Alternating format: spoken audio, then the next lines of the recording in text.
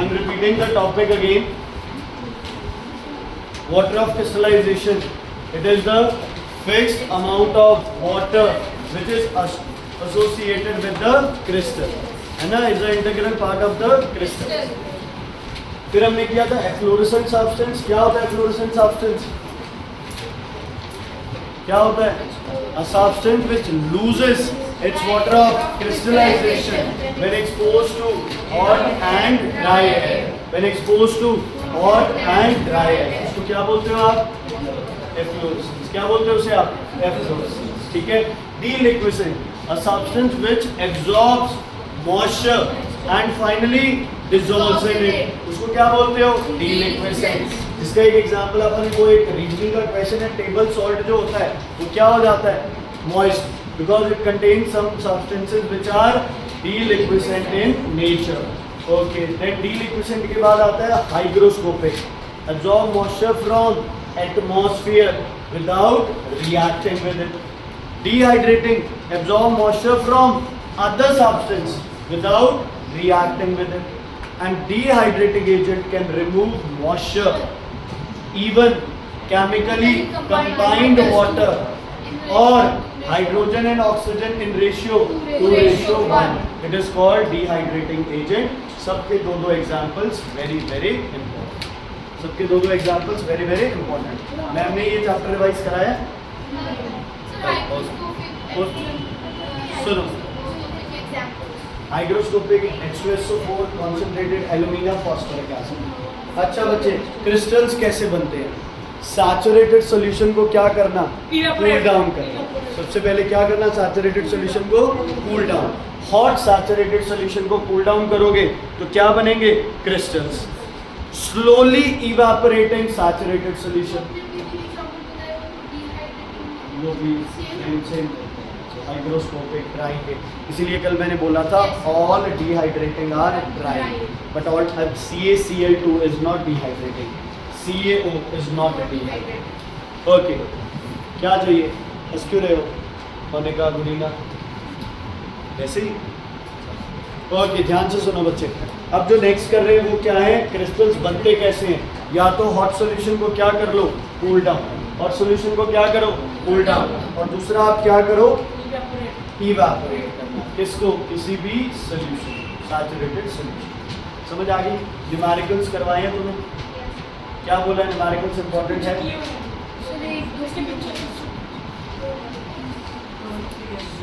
Boils Charles law.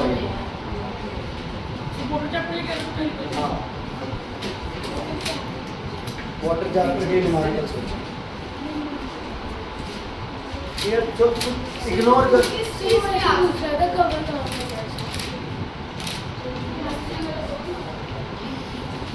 Okay बच्चे, दो numericals कल भी डालूंगा. न्यूमेरिकल्स ध्यान से देख लो. अगर आ जाए मास परसेंटेज का फॉर्मूला, किसका? मास परसेंट. या आ जाए वॉल्यूम परसेंट. मास परसेंट क्या होता है? Solute upon solution. Solute upon solution into 100. और वॉल्यूम परसेंट, ये मास किसका होगा? सोल्यूट का. ये मास सोल्यूशन का. Volume of solute upon volume of solution multiplied by 100. अब तुम लोगों ने ध्यान क्या रखना है? सोल्यूट अपॉन सोल्यूशन इनटू 100 होगा अगर मास और वॉल्यूम परसेंटेज निकालो. कई बार क्या होता है? सॉल्वेंट और सोल्यूशन दिया होता है तो सोल्यूट कैसे निकालोगे? सॉल्वेंट और सोल्यूशन दिया है तो सोल्यूट कैसे निकालोगे? Solution minus solvent. Solution minus solvent. Is it clear बच्चे? ओके, ध्यान देना बच्चे. आगे नेक्स्ट क्या है आपके पास? सॉल्युबिलिटी. क्या है आपके पास? सॉल्युबिलिटी. सॉल्युबिलिटी क्या होता है? कल कराया था. क्या था? Solute upon solvent. ये फर्क है इन दो formula. Into 100. Solute upon solvent into 100. Is it clear? Is it clear? So solubility में कोई सॉल्यूशन है या तो सॉल्यूशन है? स्टेलगमाइट्स और स्टेलिसाइट्स, ये दूसरी क्लास में आया होती है. निकिता मैम ने भी नहीं कराया। बस छोड़ दो। ठीक है तो बस। मतलब फिर अब वाटर चैप्टर से क्वेश्चन क्या क्या बनते हैं, ध्यान से सुनो। वाटर चैप्टर से एक क्वेश्चन बनता है रीजनिंग का, पानी क्यों, आइस क्यों, स्टीम क्यों, एनॉमलस एक्सपेंशन वाला क्वेश्चन वो बन गए जो प्रॉपर्टीज वाले लिखवाए थे मैंने। एक क्वेश्चन बनता है तुम्हारा सॉल्युबिलिटी का, सॉल्युबिलिटी ऑफ सॉलिड या सॉल्युबिलिटी ऑफ गैस, जिसमें लॉ आता है कौन सा, हेनरीज लॉ। एक क्वेश्चन बनता है सॉल्युबिलिटी कर्व का, जिसमें कर्व गिवन हो सकता है एकदम से बड़ा तो सडन इंक्रीज, धीरे धीरे बढ़ा तो नो इंक्रीज या वेरी स्मॉल इंक्रीज, और अगर गिरा तो डिक्रीज। एक क्वेश्चन आ सकता है एनॉमलस सॉल्युबिलिटी का, है ना। एग्जांपल बताओ, Na2SO4.10H2O। इस सॉल्युबिलिटी एक बार कब तक बढ़ती है, 32.8 तक, फिर क्या करती है, गिरती। क्यों? क्योंकि पहले वो क्या होता है, हाइड्रेटेड, फिर वो क्या हो जाता है, एनहाइड्रस। फिर ये 5-6 definitions, very very important water chapter cover. कुछ भी नहीं है इस चैप्टर में। समझ आ गया बच्चे? Is it clear? कोई दिक्कत, कोई प्रॉब्लम है तो बताइए इसमें। नहीं है बस आगे रिवीजन बढ़ाऊं फिर। कहाँ है तेरे पास अभी? याद नहीं, देखिए आना। क्योंकि एक अच्छा क्या था वैसे, लेके आना C23 H46 है। सर ये सर ये नंबर तो दो दो CL2 HCl plus C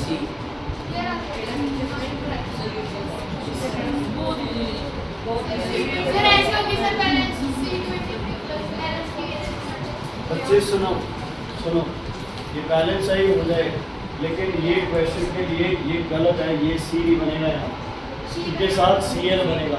बताओ ये क्या बनेगा, बताओ ये क्या बनेगा, ये बनेगा C23 CL46। एक्चुअल में ये बनेगा, मतलब मैं वैसे बता रहा हूँ, समझ आ गई। ये बनता है इस क्वेश्चन का हमेशा, यहाँ तुम्हारा लगेगा 46 और यहाँ लगेगा 46, और ये इक्वेशन होती है बैलेंस। यहाँ तो ये इनकम्प्लीट इक्वेशन है, ये होती है ऐसे इक्वेशन बैलेंस, 10th में आएगी। बाकी आप इसको छोड़ भी दो, है ना, इसको छोड़ भी दो तो 23 भी काट दो। यहाँ 23 है तो यहाँ 23 लगाते हैं, H46 है, यहाँ 2 है, यहाँ क्या लगा देते हैं 46। CL कितना है, ये क्या है यार, क्या reason है? ऐसे ही आपको बात हो मेरी सही है, नाम तो बात नाम करते करे तो सही है। क्यों? क्योंकि फिर नहीं आपको 46 में आएगा, ऐसे ही वो सही तरह से मैं भी मेरी गलती है।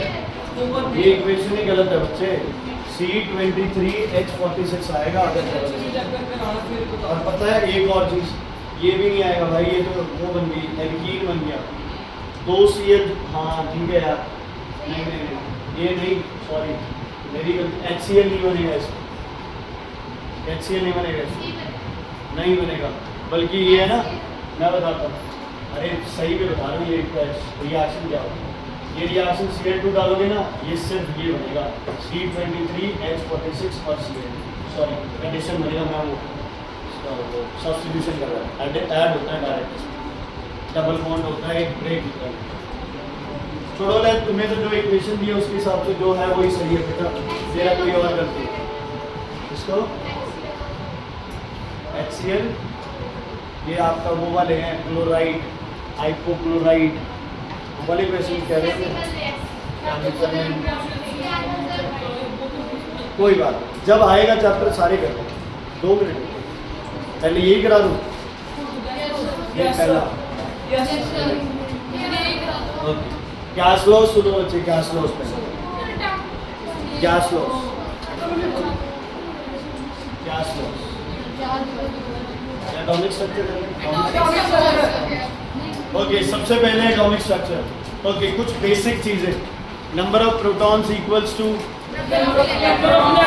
क्या बोलते हैं इनको, एटॉमिक नंबर, क्या बोलते हैं इन्हें, atomic number. Protons plus neutrons mass number, protons plus neutron mass number. Atomic number हमेशा कहाँ लिखा जाता है? बेस पे। मास नंबर कहाँ लिखा जाता है? समझ आ गई बच्चे? यहाँ सिर्फ लिखा जाएगा नंबर ऑफ प्रोटॉन्स और ऊपर लिखा जाएगा आपके पास number of protons plus number of neutrons, number of protons plus number of neutrons. और प्रोटॉन और न्यूट्रॉन निकालने हैं तो कैसे निकलेंगे? प्रोटॉन तो डायरेक्ट आएगा और न्यूट्रॉन कैसे आएगा?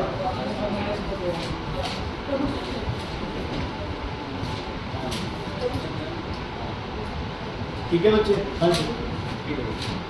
ओके, इलेक्ट्रॉनिक कॉन्फ़िगरेशन आती है सबको? Yes, sir. इसकी कॉन्फ़िगरेशन लिखो।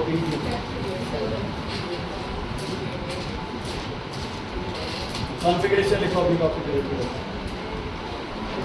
कॉन्फ़िगरेशन लिखो इनकी।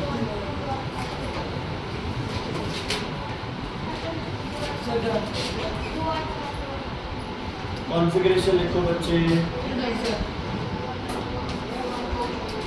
कॉन्फ़िगरेशन लिखो। क्या होगी भाई इसकी? 287, इसकी इसकी इसकी इसकी। ओके, पहला क्या है? मेटल या नॉन मेटल? शाबाश, नॉन मेटल। 5, 6, 7 वाले इलेक्ट्रॉन्स क्या करेंगे? गेन। इवन 4 वाला क्या करेगा? गेन। तो ये क्या है आपके? Non metals. Non metals electron क्या करते हैं? गेन। और क्या बनाते हैं? अनाइंस। मेटल्स क्या करते हैं? Electron lose. तो मेटल्स की क्या होगी? Valence electron 1, 2, 3। क्या होगी?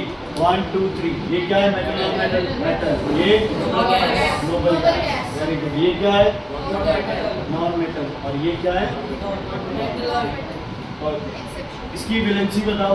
इसकी वैलेंसी नहीं नहीं, इसकी वैलेंसी होने का 1 क्यों है? 7 क्यों नहीं है? 7 लूज करेगा, 1 गेन करेगा। नॉन मेटल अपने से अगली नोबल गैस बनता है, मेटल अपने से पिछली नोबल गैस बनता है। इसकी वैलेंसी 3, इसकी वैलेंसी 0, इसकी वैलेंसी 3, इसकी वैलेंसी 2। कहाँ दिमाग चल रहा है यार? 4 है तो वैलेंसी क्या होगी? और 5 है तो वैलेंसी क्या होगी? क्यों? टोटल कितने होने चाहिए? 8, या फिर ये 5 हट जाए। समझ आ गया? बेसिक बेसिक चीजें। चलो अब आप इसकी स्टार्टिंग से चलते हैं। सबसे पहले किसकी थ्योरीज थी? डाल्टन की थ्योरी। किसकी थ्योरी थी? एक तरफ है डाल्टन की थ्योरी, एक तरफ है मॉडर्न थ्योरी। ध्यान से सुनो। डाल्टन ने क्या कहा? एटम इज इनडिविजिबल, एटम टूट नहीं सकता। मॉडर्न थ्योरी कहती है atom can be divided into सब atomic particles, name electron, neutron. समझ आ गई? रीना जी इंटरेस्ट लो बातों में, अच्छी चीजें बता रहे हैं। Atoms of same element are all same। किसने बोला? डाल्टन ने। बट मॉडर्न थ्योरी कहती है atoms of same element are cannot be same। Why? Because Isotopes. एक एटम के 2 तरह के एटम्स हो सकते हैं। इन दोनों को क्या बोलोगे तुम? बोलो, इनको क्या बोलोगे? Isotopes. So what are isotopes? Isotopes are atoms of same element having same atomic number but different mass number। दोबारा बताओ, आइसोटोप कौन से हैं? having same atomic number different mass number, having same atomic number different mass number। Okay, इनकी configuration same होगी या different? Same. इनकी valency same होगी या डिफरेंट? सेम।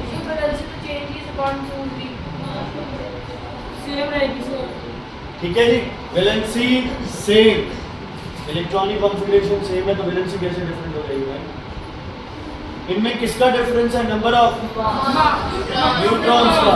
ओके, सब चुप, खबर। इसमें कितने न्यूट्रॉन्स हैं? और इसमें इसमें इसमें न्यूट्रॉन्स है 0, इसमें है 1 और इसमें है 2। 0 क्यों? मास नंबर में से क्या माइनस करना है? Atomic number.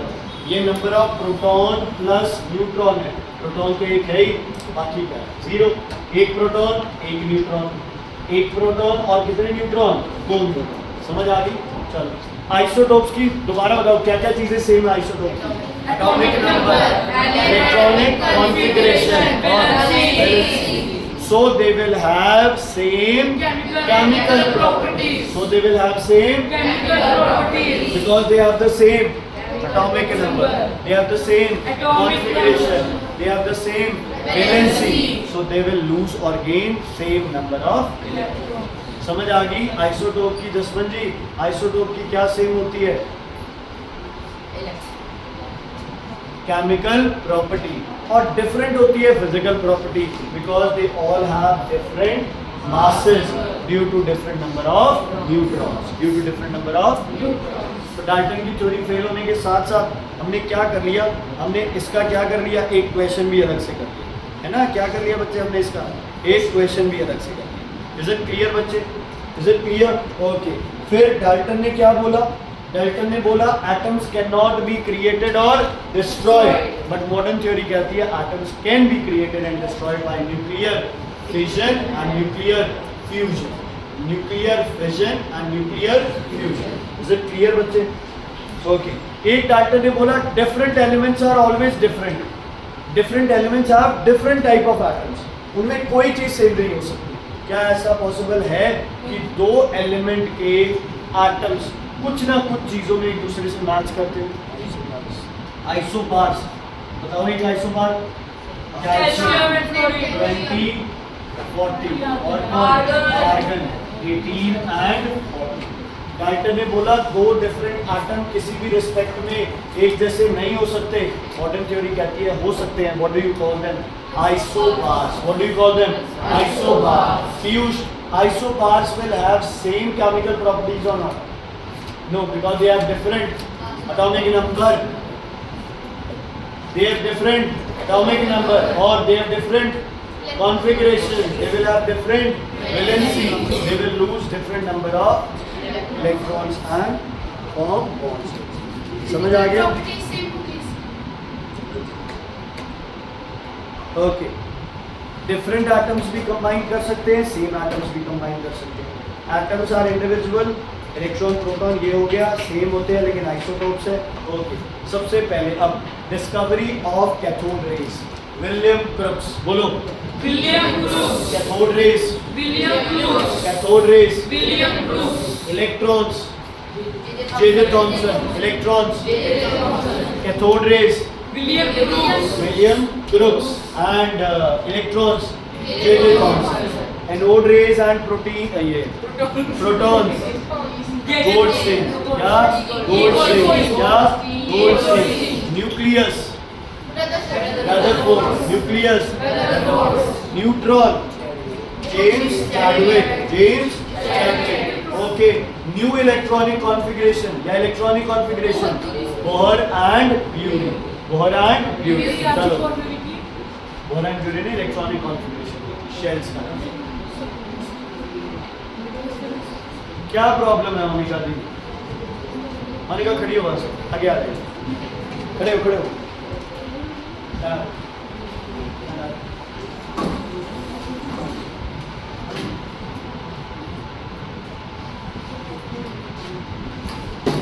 यही बात.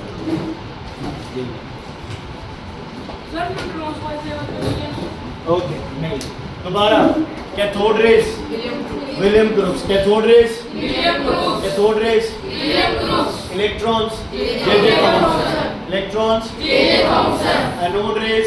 Goldstein. Goldstein. Anode rays. Goldstein. Okay. Protons. Goldstein. Nucleus. Rutherford. Nucleus. Nucleus. और जो electronic configuration shells and all Bohr and Bury. Bohr and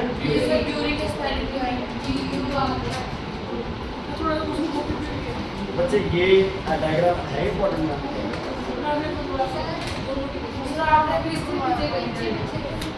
उधर मैम ने कहा तो दो डायग्राम आएंगे, इसमें एक डाटा आएगा कोड एंड जीरो उसका, और एक मैं डायग्राम देंगे उसे क्वेश्चन देंगे. ओके.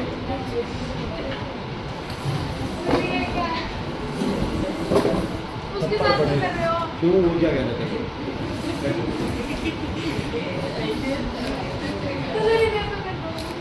हाँ जी. कैथोड रेज कहाँ से कहाँ ट्रैवल करती है? Cathode rays cathode to anode.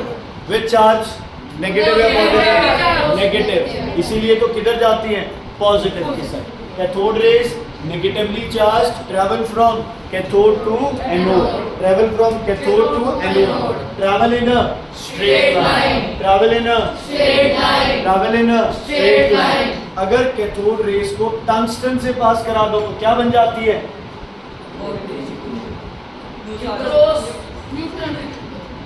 X rays. क्या बन जाती है? X rays. जब किसी कैथोड रे को टंगस्टन क्या है? टंगस्टन मटेरियल है। अगर आप कैथोड रेज को मेटल, जब आप किसी भी मेटल से कैथोड रेज को पास कराओगे तो क्या बन जाएगा? X rays. क्या बन जाएगी? X rays. बस वैसी क्वेश्चन आएगा, how are X rays. Okay, cathode rays की तीन प्रॉपर्टी बताओ। पहली, ट्रैवल फ्रॉम, ठीक है, डिफ्लेक्टेड टुवर्ड्स, पॉजिटिव या नेगेटिव? Because positive will attract and negative will repel. Positive will attract and negative will repel. समझ आ गई बच्चे?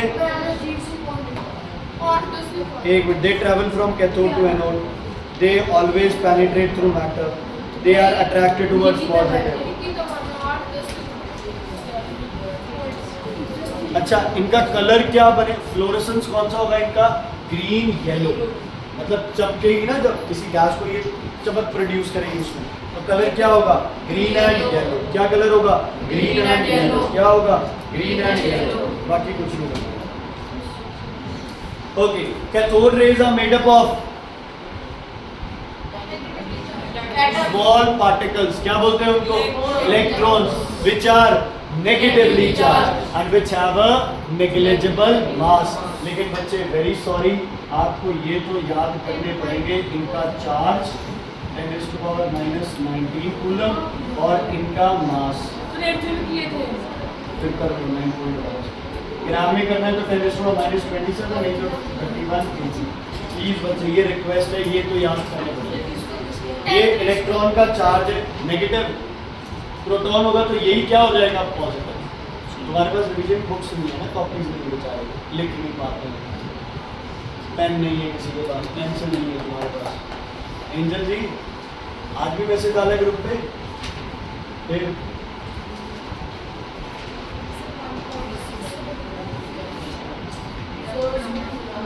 क्या? ये इलेक्ट्रॉन का मास है, ये इलेक्ट्रॉन का चार्ज है। समझ आ गई बच्चे? Is it clear? ओके, अब आता है अगला एक्सपेरिमेंट, प्रोटॉन।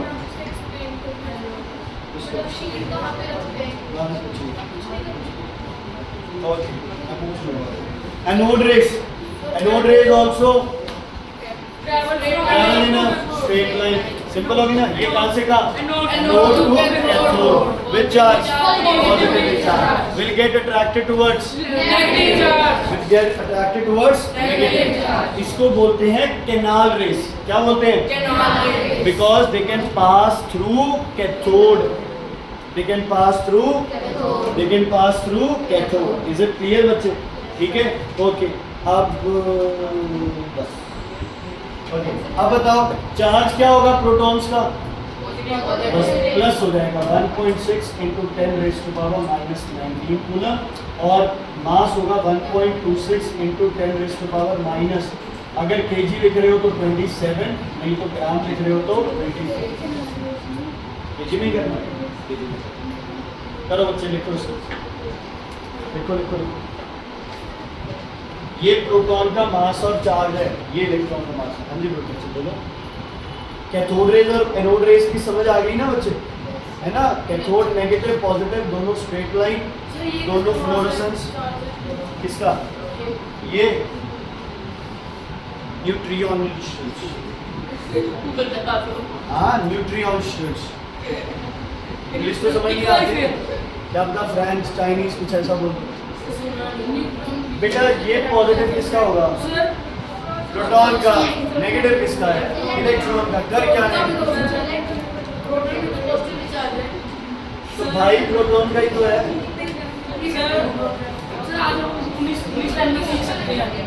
दिल्ली में Is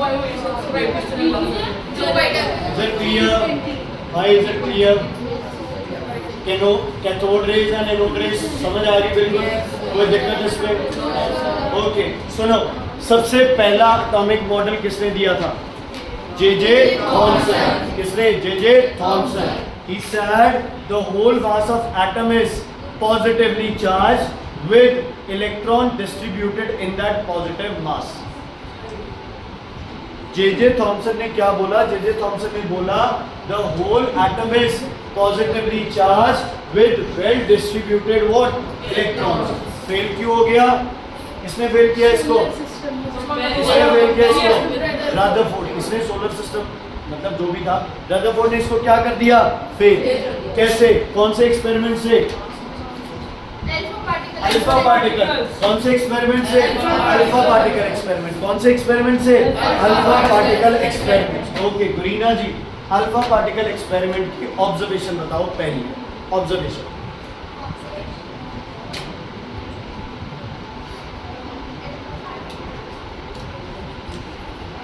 वो देखो आपके साथ हंस रहे थे वो, और उनको आंसर पता है, आपको नहीं पता।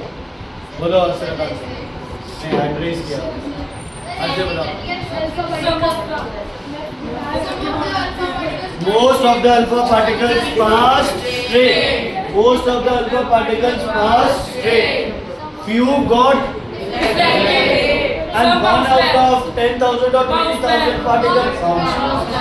समझ आएगा बच्चे? चलो दोबारा। Most of the alpha particles pass straight. ये ऑब्जर्वेशन बेटा सुन लो, ये तो इजी है, सुन लो भाई। ऑब्जर्वेशन क्या है? Most of the alpha particles pass straight, मतलब ध्यान से। It means most of the space is empty. Some particles got deflected and 1 out of 10,000 particles bounced back. It means center is very heavy and dense mass. It means center is very heavy and dense mass. और क्या charge होगा centre का? Positive, क्योंकि alpha का भी charge क्या था? Positive.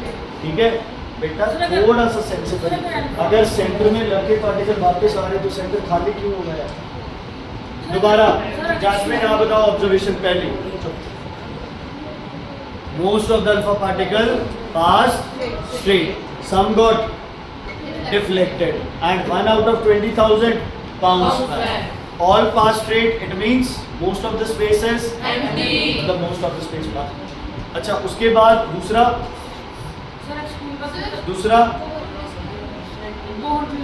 अगर स्ट्राइक करके वापस आ रहा है, it mean centre is very heavy, mass with which charge? Positive. With which charge? Positive. समझ आ गई? ये किसने मॉडल दिया? रदरफोर्ड ने। और सेंटर को क्या बोला गया? न्यूक्लियस। क्या बोला गया? न्यूक्लियस। हाँ जी बेटा।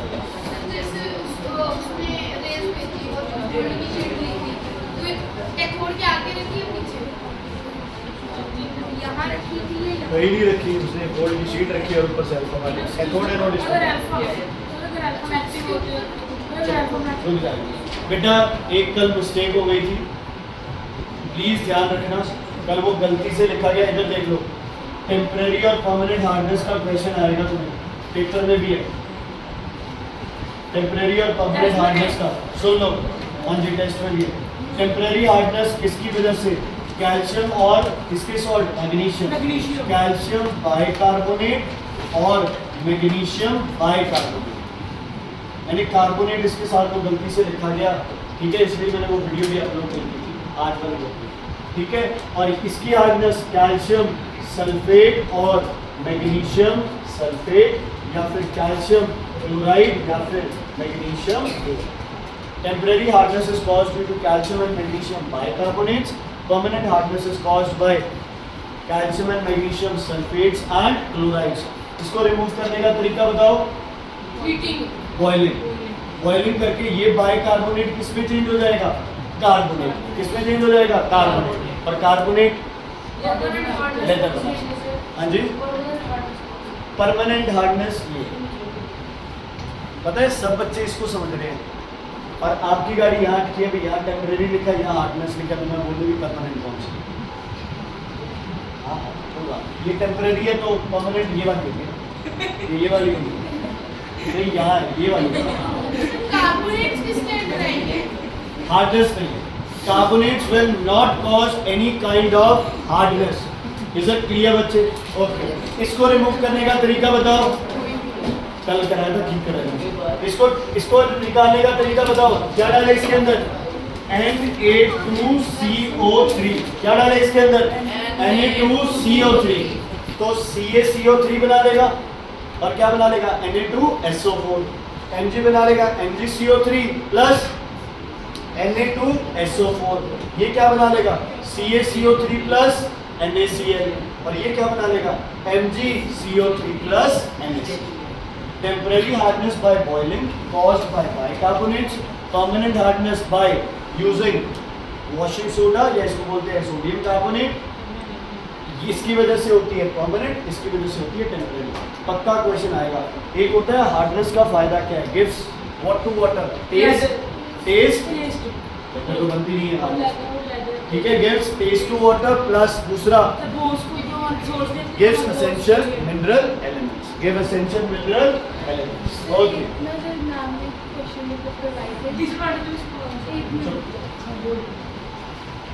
एलिमेंट्स के भी कौन से एलिमेंट कैंसर क्योर कर सकते हैं? ऐसे पानी के क्वेश्चन कौन से चैप्टर के? गैस लॉस की बात कर रहे हैं पर हम वैसे हुए होंगे। ओके, टेस्ट में भी डाले थे। टेस्ट में कोई क्वेश्चन डाले थे आपको कि कौन सा एलिमेंट किस डिजीज को क्योर करने में काम आता है? कौन से? कैंसर के लिए। एक आयोडीन के बेटा वो तो फॉसिल्स को किसने? सर एलिमेंट दिया था और बताया कि भी वो कौन सी डिजीज के लिए है। बेटा किस चैप्टर में है ये? वो तो मुझे पता है, कोबाल्ट 60 है, आयोडीन है, रेडियो। किस चैप्टर में है? अच्छा अच्छा, रेडियो आइसोटोप्स होंगे, ठीक है ठीक है ठीक है, वो आएंगे, वो करा दे। सुनो बस बेटा, हाँ मैं समझ गया, लिखेंगे, ठीक है। बताओ तो रदरफोर्ड की observation.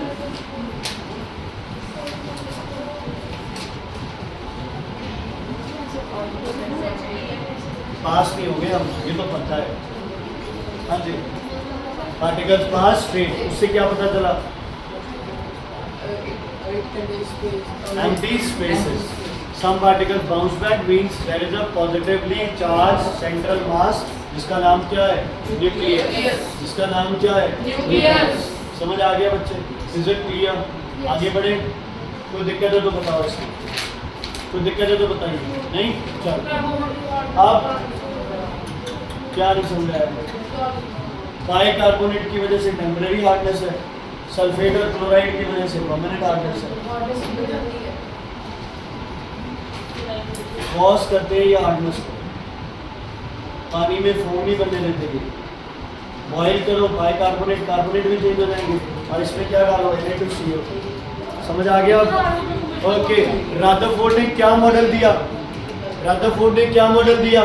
The centre contains protons and electrons revolve around the protons। बस इतना ही बोला। Electrons revolve around the nucleus, protons, and protons they are consisted in the center। Fail क्यों हो गया? If electrons are revolving around the nucleus, they will finally fall in the nucleus by attraction। By attraction। इस force को क्या बोलते हो जो proton और इलेक्ट्रॉन के बीच में है? क्या बोलते हैं इसको?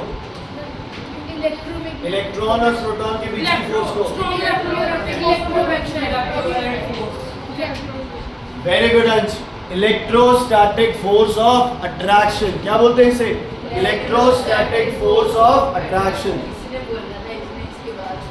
तो क्या इलाज है फिर? जो आगे बोलेगा वही होगा ना, कोई नहीं, आप पेंट कर लो, उसकी पूरी पेंट कर लो, पेंट कर। इज इट क्लियर बच्चे? समझ आ गई? ओके, रदरफोर्ड का जो मॉडल फेल हुआ उसके बाद किसकी स्कीम आई? उसने क्या बोला? The electrons they revolve around nucleus in fixed orbits और शेल्स, और जिनकी एनर्जी क्या होती है? Fixed. What does Bohr-Bury say? They said electrons are revolving around the nucleus in fixed shells or orbits which have fixed energy. जो nucleus के पास है उनकी एनर्जी कम, न्यूक्लियस से दूर है उनकी एनर्जी ज्यादा. Near the nucleus energy is less and far away energy is more.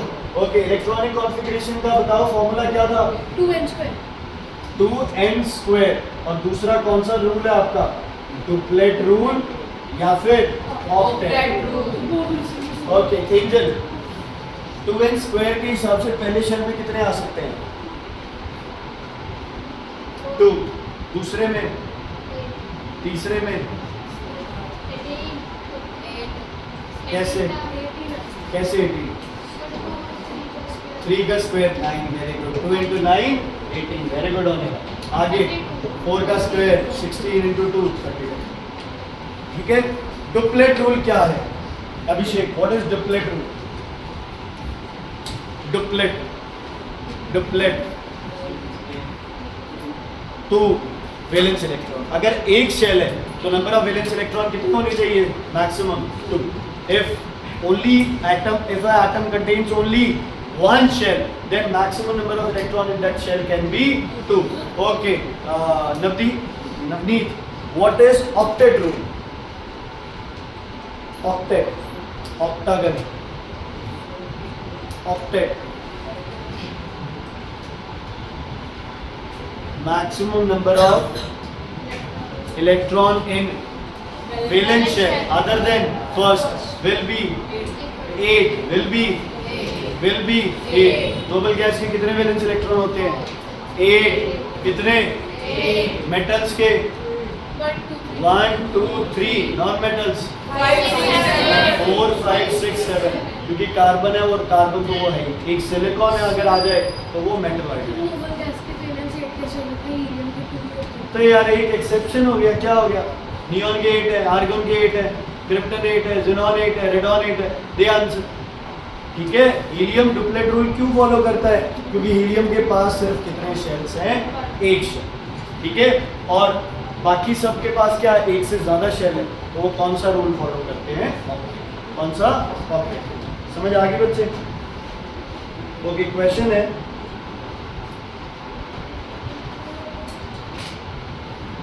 why gold foil is only used? Because it is highly malleable. It is highly malleable. इसकी thinnest sheet बना सकते हो आप. thinnest sheet. दूसरा question है what do you think would be the observation if alpha particle experiment is carried out on platinum? Gold की जगह platinum use कर लो तो क्या होगा? Experiment same. क्योंकि गोल्ड भी क्या है? हैवी मेटल है. प्लैटिनम भी क्या है? हैवी मेटल है. समझ आ गई? गोल्ड की जगह टंगस्टन यूज करो, प्लैटिनम यूज करो, कोई फर्क पड़ेगा? नहीं पड़ेगा, क्योंकि दोनों क्या है? सेम है. अगर गोल्ड की जगह छोटा कोई न्यूक्लियस यूज कर लो, लिथियम, तो क्या होगा? साथ ही ले जाएगा उसको. All particles will pass straight, no particle will bounce. All particles will pass straight, no particle will bounce back. साथ ही ले जाएगा. हाँ, तो मतलब आप ये ऑब्जर्वेशन तो ये है ना कि सारे पार्टिकल्स स्ट्रेट होते हैं. इसका मतलब न्यूक्लियस है ही नहीं. न्यूक्लियस तो है, इसका मतलब न्यूक्लियस साथ चला गया, वापस आया. Is it clear? अब यहाँ से बुलडोजर चलाए है ना, और ये दीवारें हुई ना यहाँ पे, तो इसके 2 ऑप्शंस है. या तो दीवारें पहले थी ही नहीं, लेकिन ये तो हमें पता है कि दीवारें तो थी. इसका मतलब दीवारों को अपने साथ कौन ले गया? बुलडोजर ले गया. क्या ले गया? Bulldozer. What are the observation of alpha particle experiment? Scattering ये हो गया, ये भी हो गया, रदरफोर्ड मॉडल भी हो गया, बोहर-ब्यूरी स्कीम बता दी मैंने. अच्छा, रदरफोर्ड ने क्या बोला? Atom as a whole is neutral, nucleus is positively charge, electrons are negatively charge. ठीक है. उसने कुछ भी नहीं याद रख लोगे? इलेक्ट्रोडायनेमिक्स. वर्ड याद रख लोगे? इलेक्ट्रोडायनेमिक्स. वर्ड याद रह जाएगा? Electrodynamics. Electro, electrons, dynamics, movement. अगर कोई भी चीज मूव कर रही है बच्चे, तो वो अपनी एनर्जी को क्या करेगी? धीरे धीरे लूज. क्या करेगी? एनर्जी को लूज.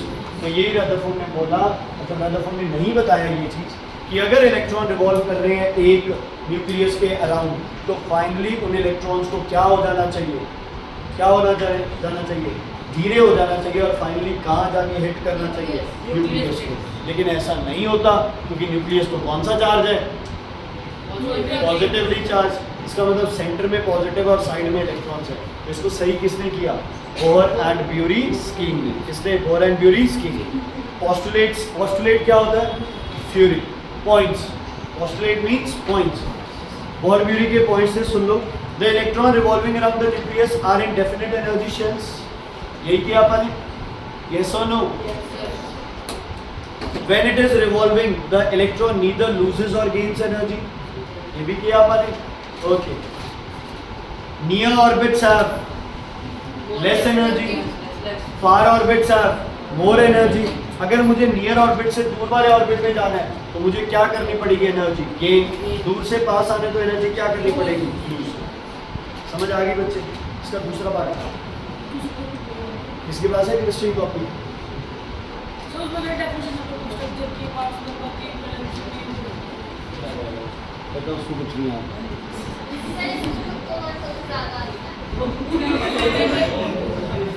सॉरी बेटा, इसने कुछ नहीं करना है। मैंने बुलाया मैंने। ओए चुप, मेरी गलती है ना। तुझे ये समझ होनी चाहिए कि सर की वजह से बात हो इधर। तुम छोटी सी बात कर रहे हो, लफड़ा कर देगा। पिटेगा भी।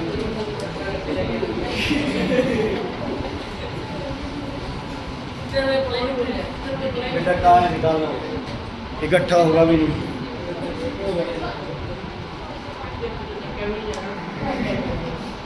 जब मैं बुलाया गया मैं